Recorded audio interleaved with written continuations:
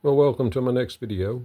I'm going back to a quilt pattern. This one I'm kind of alternating back and forth so I don't get so burned out doing the same thing over and over again.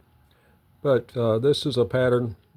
I get some free patterns in email that I signed up for in different places, and I've got a bunch of them saved, and I picked through them. I've altered it a little bit. I'll show you at the end what the original looked like as they designed it to go on a quilt. Basically, you had these squares, you had spaces in between them. But working with it, I decided to do it this way. Plus, they had like 5 different colors. I'm only going to have 3. So it gets complex really quickly. You make 5 different possible combinations. Well, there's more than 5, but you have 5 different colors. So probably 20 or 30 possible combinations to make the 5 different ones if you did that. So I'm trying to keep it at 3 different colors. It's just easier to work with, and I can make some nice designs with that. So I'm going to cut this like I do most of it. I'm going to use a number 5 modified geometry Pegasus blade, cut through and cut the center and start working out. I'm going to have me another pattern set aside, numbered, so I can put the pieces in the place that they belong. So let me get it to the saw, get in a new blade, and I'll start cutting it out.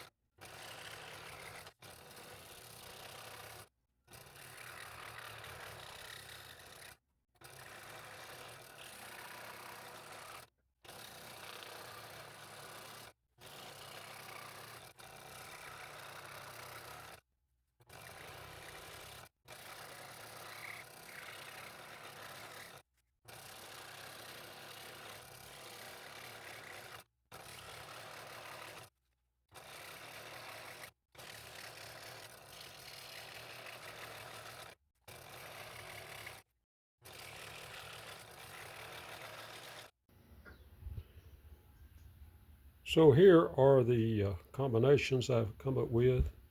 They use this one and this one and this one more or less fit the intent of the original pattern that I will put a picture of up there as I'm talking so you can see what I'm saying.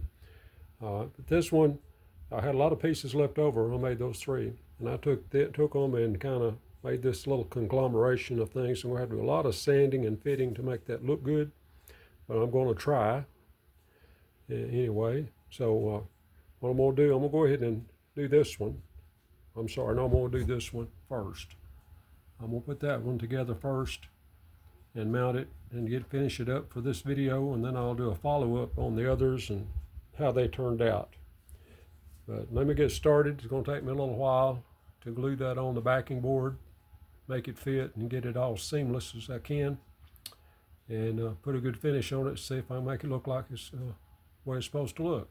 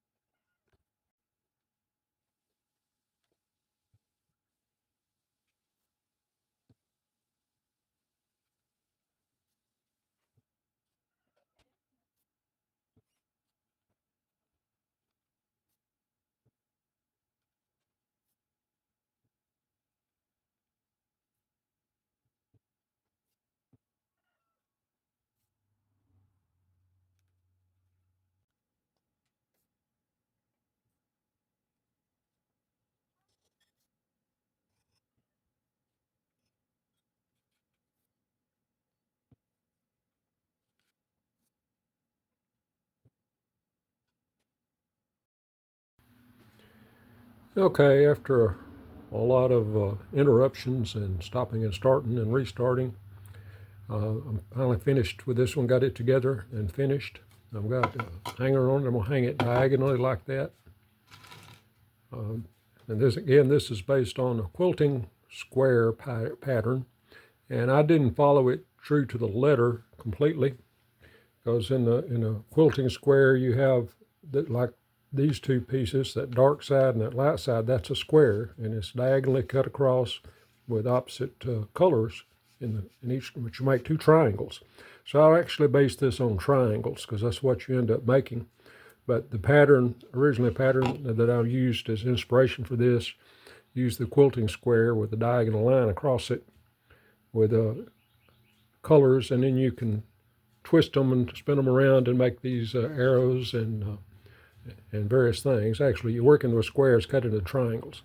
So I basically based it on a triangle. Each of these I made triangles in Inkscape, and also had some squares, but I used triangles in Inkscape to mimic the design. I'll put a photo of that up there so you can see what inspired me. So if you liked it, hit the like button, and hope to see you in the next video, because the next one I'm going to get back to an alphabet box. If you're not subscribed, subscribe, because I've got several of these. I've got a lot of inspirational patterns I'm going to try to mimic and do a project on. And I got several more letters. I'm just up to the letter I. I'm going to look at a bunch of fonts today and try to figure out how I'm going to do that. So stay tuned and see what I do with it. And thanks for watching.